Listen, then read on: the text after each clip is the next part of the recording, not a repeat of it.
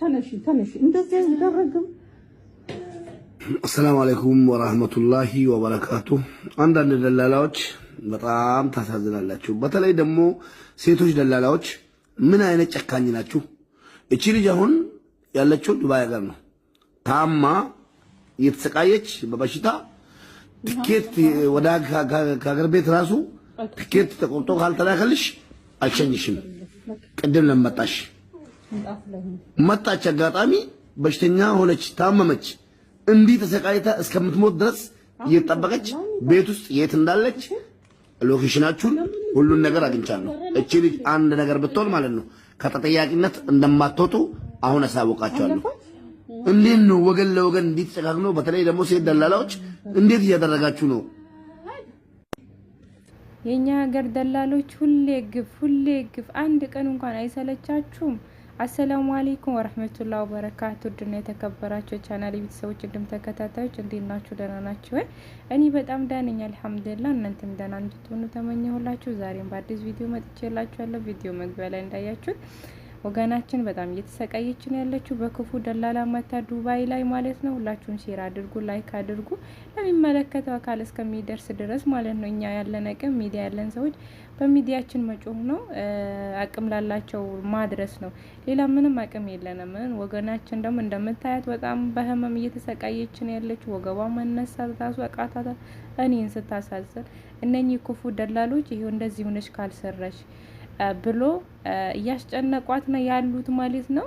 ለዚች ወገናችን እንደርስላት ሼር አድርጉት።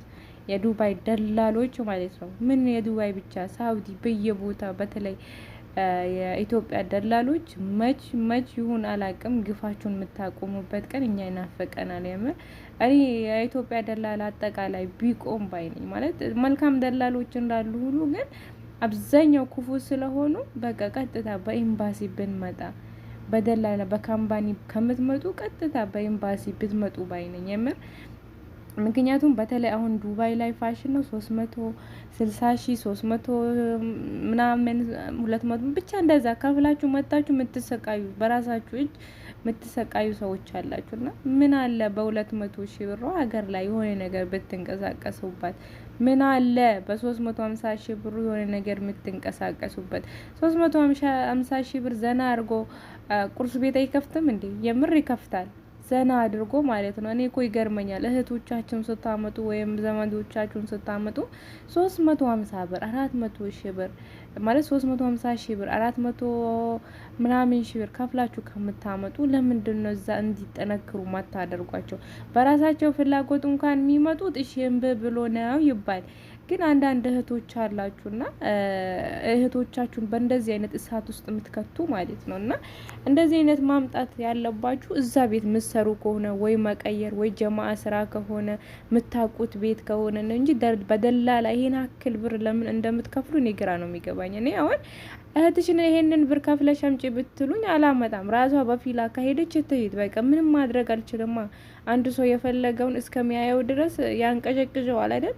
እንደዛ ነገር ነው። አሁን እኔ 350 ብር ከፍዬ ከማመጣ 350 ብሩን ሊኬላት የሆነ ነገር ብትንቀሳቀስስ? የምሬን ነው የምላችሁ። በ350 ሺህ በ450 ሺህ ብሩ የሆነ ቁርስ ቤት ብትከፍት ያቺ ልጅ ጎበዝ ከሆነች የስራ ሰው ከሆነች ሲንጀር ደግሞ አስተምራችሁ የሆነ ሺቲ ቤት የሆነ ትራስ ጨርቅ ቤት እንደዛ ምናምን ብታስጀምሯቸው እርግጠኛ ነኝ ውጤታማ ይሆናሉ። ምክንያቱም እነኛ ነቂ ያኔ ንቁ ከሆኑ ማለት ነውና አንዳንድ አሉ አስተምረንም ወላሂ አስተምረንም ደክመንም ለፍተንም እንደገና መጨረሻ ላይ ደግሞ ስደት የሚመጡ ሰዎች አሉ።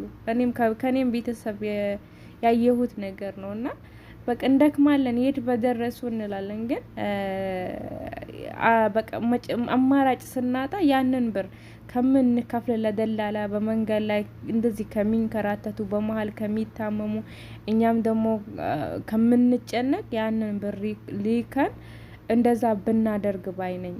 ካለን ለደላላ የምትሰጡትን ብር ለሷ ለእህቷችሁ ሰጣችሁ ሀገር ላይ የሆነ ነገር መንቀሳቀሻ ብታደርጉላት ባይነኝ እና አሁን ላይ እኮ ምንም አያደርግም። 300 ሺህ ብር 400 ሺህ ብር ልትሉኝ ትችላላችሁ፣ ግን በደንብ ያደርጋል።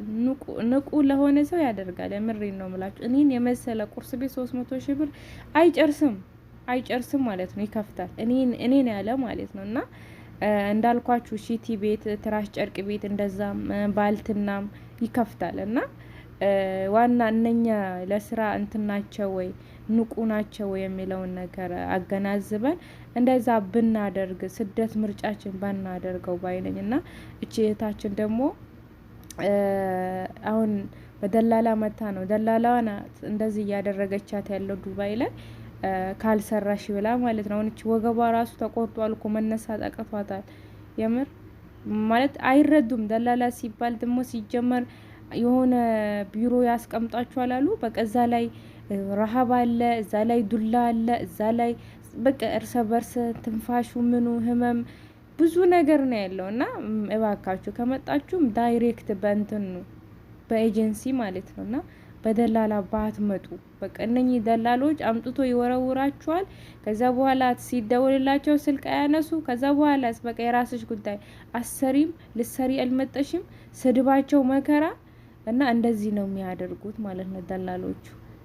ስለዚህ እባካችሁ እያወቃችሁ በእሳት አትከቷቸው እህቶቻችሁን። አይሰሙም በእርግጥ ግን ከመጡም ቀጥታ ይምጡ። በቃ በህጋዊ ሆኖ በደላላ ሳይሆን ቀጥታ በህጋዊ ሆኖ ቢመጡ። ደላላም ህጋዊ ነው የሚሉ ሰዎች አሉ።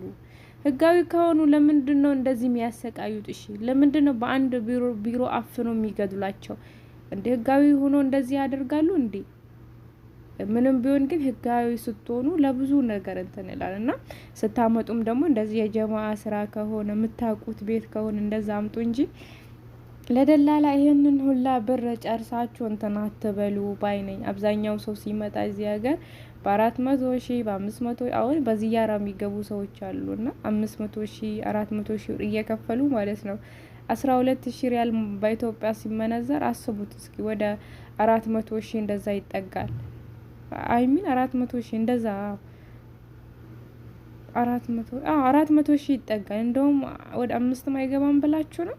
እኔ እንጃ 5 አላሁ አለም ግን 4 ይገባል በእርግጠኝነት 12 ሺህ ሪያል ማለት ነው። እና ይሄንን ብር አውጥታችሁ ከምታመጡ እኔ ራሱ 100 ሺህ ብር ከፍዬ መጥቼ ያኔ 100 ሺህ ብር ብሰጠኝ ኖሮ ይሄ ሁላ ድካም አይኖርብኝም ነበረ። እስካሁን እኔ በልጆች ሁኜ ነበር ትላላችሁ ማለት ነው። የብር ያኔ 100 ሺህ ብር ቢለቁልኝ እኔ 100 ሺህ ብር ከፍዬ ነው የመጣሁት በዚያራ ማለት ነው። የኢትዮጵያ ግን ያኔ 100 ሺህ ብር ቢሰጡኝ ብዙ ነገር አደርግበት ነበርኩ። የምር ብዙ ነገር ማለት ነው። እና ግን አንለቅም እኛ በቃ የሚያጠፉት የሚከስሩ ምናምን ነው የሚመስለንና ለማንኛውም የዛሬ ቪዲዮ ይመስል ነበር። ሼር አድርጉት። ሰላም አለይኩም ወረህመቱላሂ ወበረካቱ።